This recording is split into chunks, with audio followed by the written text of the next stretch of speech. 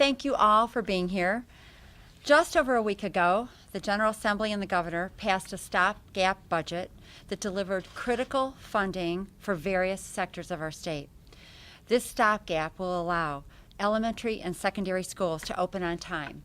It authorized my office to make payments to homeless, autism, mental health, and other critical programs. It will ensure that we continue to make payments to 911 call centers, local governments, domestic violence shelters, and lottery winners. And it means that we can access federal funds for the Low-Income Energy Assistance Program, AIDS and HIV prevention, home-delivered meals for seniors, and others. And it brings some relief to colleges, universities, and MAP grant students that have been decimated by the budget impasse. These appropriations are long overdue and provide reason to be encouraged after such a devastating year in our state. And I appreciate all sides coming together to get this in place. Understandably, many would think that with this stopgap budget in place, now we could pay all of the state's debts. Unfortunately, this is not the case, because in addition to having the legal authority to make state payments, we must also have the necessary dollars to make those payments. And sadly, cash flow will remain extremely limited for the time being for the foreseeable future. Because just like in our own households, while we may have our checkbook, unless we have the cash available, we cannot write the check. So my goal for today is to present clearly the priorities and address any confusion regarding state payments. Since the stopgap budget was signed into law, my staff has literally worked around the clock to get 2 years of accounts set up, address operational issues, communicate with state agencies regarding payment priorities, and to scrutinize Illinois' long-term financial outlook. And while the stopgap is a positive step forward, it is a very short-term step. It does not address our larger financial issues and our limited available cash, nor does it provide a predictable funding stream that would allow organizations throughout our state that rely on state funding to plan and budget for the coming year. If we look at the numbers we are facing, the realities continue to be sobering.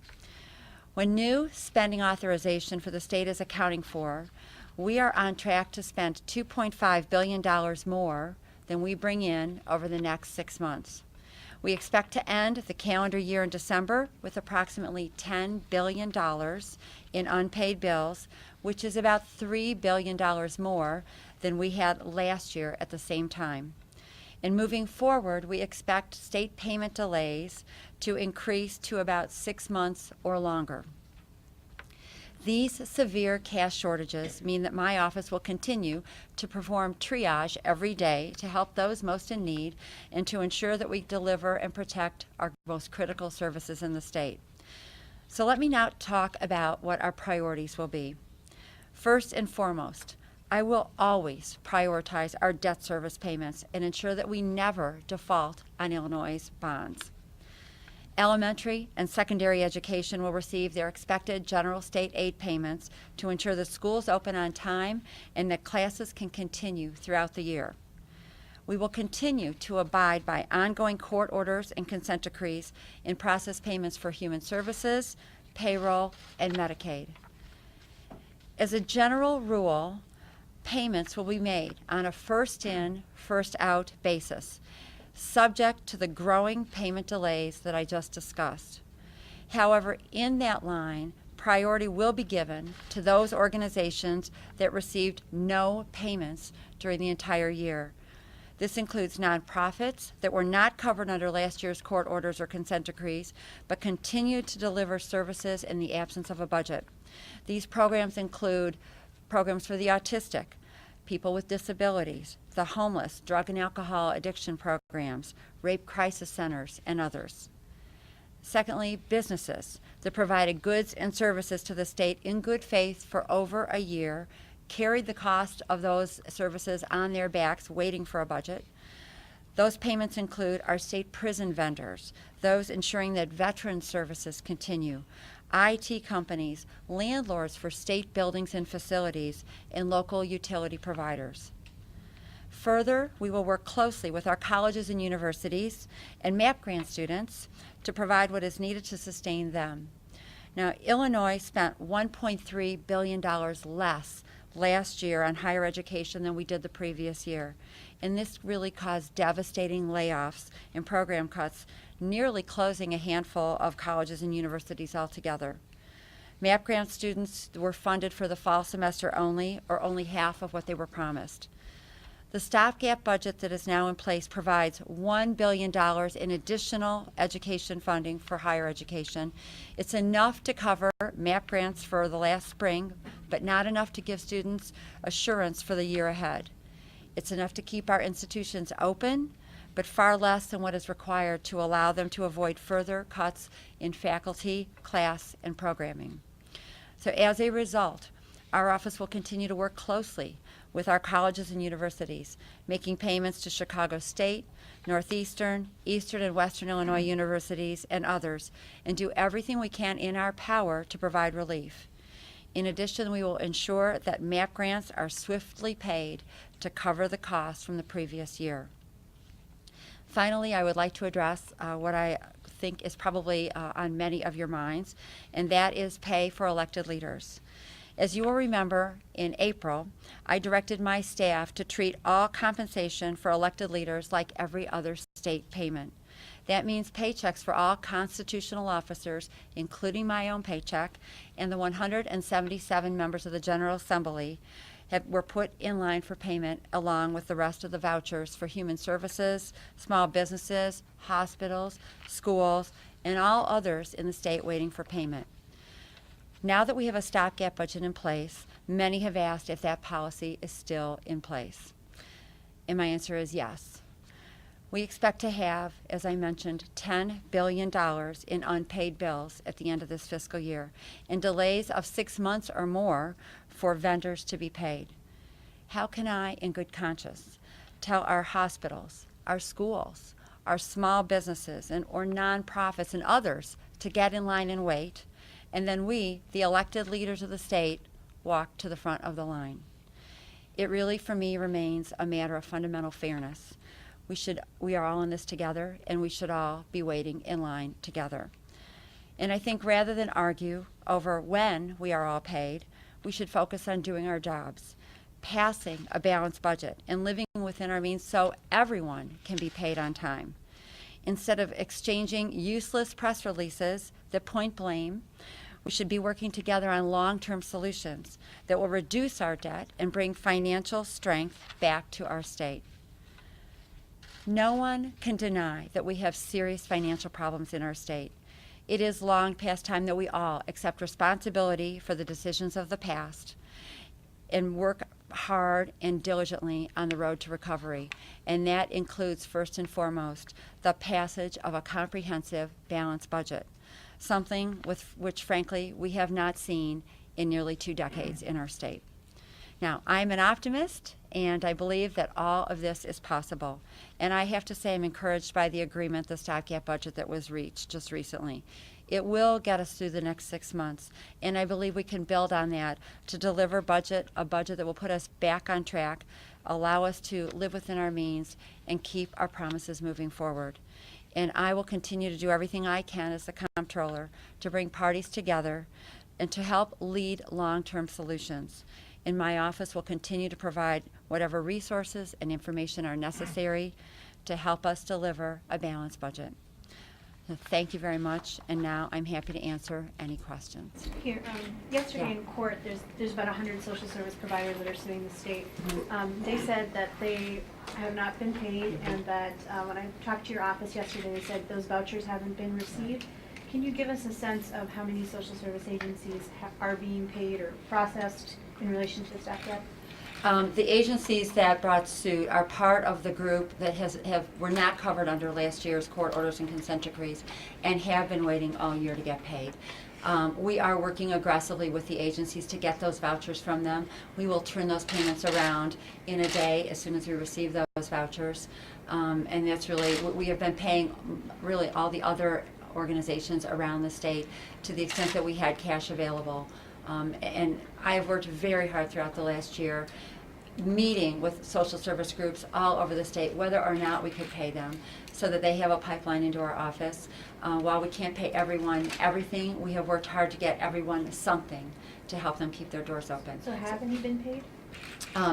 Many social services have been paid for the last year. We do not have the vouchers yet from the agencies for this group that have been waiting all year to be paid. You don't have any vouchers for that group? No, but we are working with the agencies to try and get those vouchers out.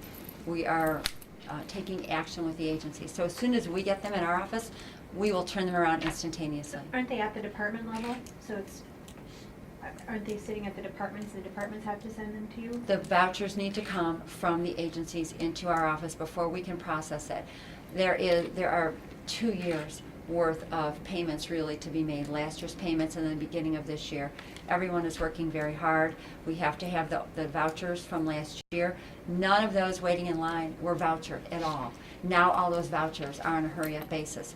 And while, they've waited a very long time, I understand that, it's only the 14th of the month and there was a holiday weekend in there. So we are working with them. The agencies are working on it. As soon as we get those vouchers, they will be processed. They are among the group I am prioritizing for payment. We will turn those around immediately. So Comptroller, can you tell me what is the current typical turnaround time now for legislative and executive salaries? What are you projected to be in December? And then secondly, this vendor support initiative program that was begun under the governor, to what extent, if any, have you begun paying any of those bills? With respect to the backlog of bills that we have right now, we have been running about 2 to 2.5 months behind on payments for vouchers that we have. Once they come in, it's about 2.5 months. A little longer for some of the things that have been sitting in the agencies. We are looking at ending the fiscal year being roughly 6 months or more behind. If we do not have any more revenues coming in that would help change the cash flow projections that we have. So we are continuing to work hard to pay everyone as quickly as we can pay them. And again, I'd just like to re-emphasize that we try to get everyone something so that it helps them get through this very difficult period of time. The vendor support program, I have to say I'm unaware of the specifics of what the governor has recommended on that. I would say if we have a voucher in-house for a vendor, and particularly those vendors, again, those that I mentioned, who have just spent all year providing services for the state and have had no money sent to them, I've grouped them with the nonprofits we have not paid, and we will prioritize their payments as well and help them get payments out to them so they can start to Do you have catch any up. idea Could I ask under your not-so-easy payment plan, when would elected officials expect to get paid? The April payroll was just shown up in our paychecks in our accounts on July 6th. So we're running a little over 2 months behind. The May paycheck will probably be paid based on predicted revenue, roughly the end of August, the beginning of September. The June payment could be 4 to 5 months behind, depending So on. what I'm getting paid is just that it's very late. It is in line with the rest of the state's bills, and I would just like to remind you all that my paycheck is in there too.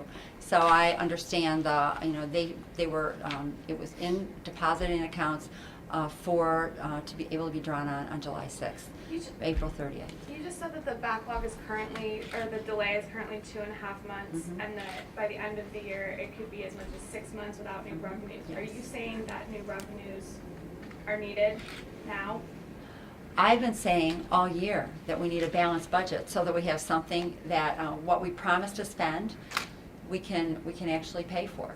And the stopgap budget was not balanced. It did happily provide a way for us to make payments to organizations throughout the state that have been waiting all year for payment. And had we not had that, they would have had to go to court to get paid and would cost the state more money. It also importantly allows us to open our schools on time. And so I think it was a good thing that we have it, but it's not balanced. It will add to our debt and it will increase the problems that we have. And there is nothing more important than passing a comprehensive annual balanced budget. But it sounds like what you're saying is that the state has already spent beyond its revenues. So revenues are what's needed at this point. Well, so we can change a balance in our state through a number of options. And I've routinely thought about this like a three-legged stool, that we can take cost out of our government, which reduces what we have to pay. And there are a number of ideas that have been on the table, from procurement reforms. Part of the stopgap involves some pension reform for some of those revenues, which balances some of that out. There are a lot of things that help reduce the expense the state has, which frees up cash for other purposes. I do believe we need revenues in the state, but as I've mentioned in past conferences, for us to raise revenues simply by raising taxes, to get out of the mess that we have currently, would require us to take our tax rate up to somewhere around 7.5% to 8%. Really, 8 is probably a better estimate, because people and businesses will leave. And there's not one legislator who would vote for that. So we cannot only raise taxes. We need to look for revenues also through a growing tax base, bringing people, keeping people in our state, putting people back to work, adding jobs. The solution will require those three things to get out of the extremely high debt that we have built. And we should be working aggressively on those things. In addition, Besides lawmakers, what other agencies or who's considered last in line? It seems to me you prioritize everybody.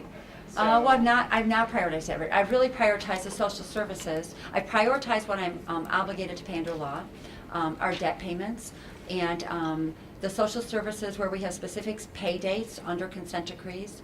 The Ligas agreement actually is one where we have a specific pay date.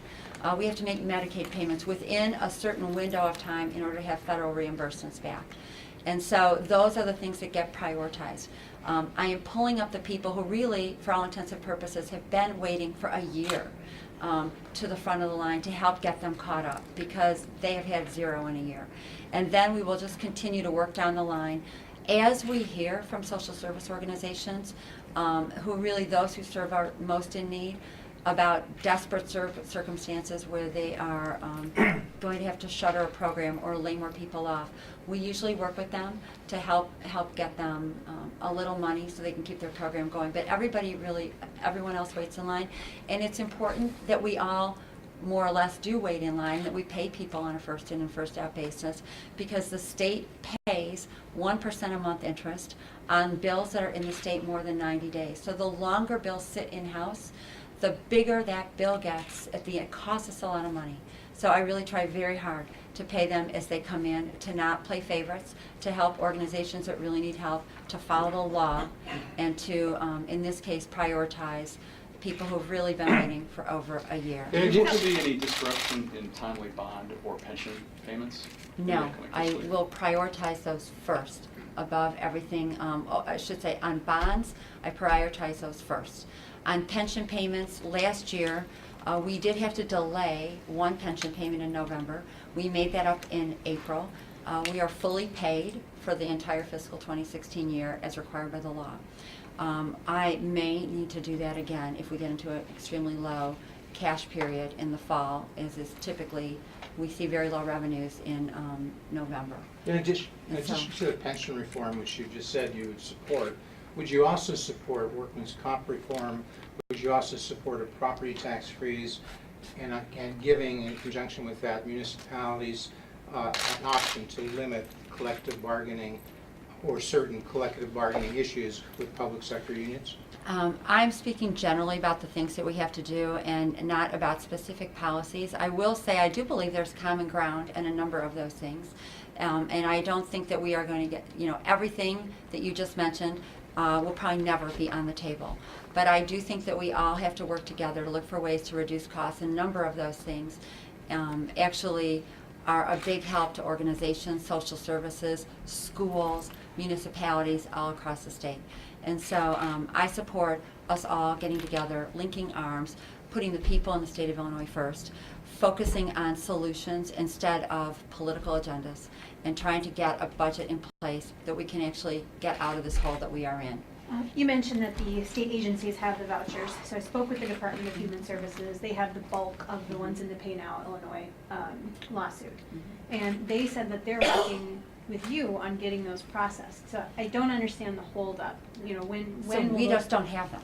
So they need to, and I direct you to my staff, and we talked to them this morning. We do not have them. They need to get the vouchers to our office as soon as we get them.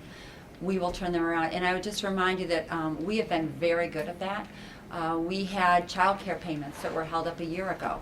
When we got agreement to do that, we worked hard to get the vouchers. We turned those payments around in a couple of days. Last fall, when we could not pay early intervention providers, we worked hard to get vouchers out of the agencies. We turned those payments around within a day. We are very customer service oriented, but we have to have the voucher from the agency. We do not have them yet. With your estimate for the $10 billion backlog, is that a number that includes all obligations that have been appropriated, or are there still non-appropriated obligations floating around out there? So that includes everything that is agreed to in the stopgap budget or required under the law, statutory compliance. So it includes pensions, it includes debt payments, it includes the court orders and consent decrees we are still operating under. It includes what has been funded in the stopgap. We are expecting to be at approximately $10 billion behind at the end of the fiscal Does year. that $10 Well, billion on that Yeah. topic, I might not be remembering this correctly, but I'm pretty sure that we were here a few months ago and you were predicting a $10 billion bill backlog by June. Mhm. So is this figure for the end of the year, did something happen that we don't know about, or are agencies withholding voucher? I'm just confused, like why it's.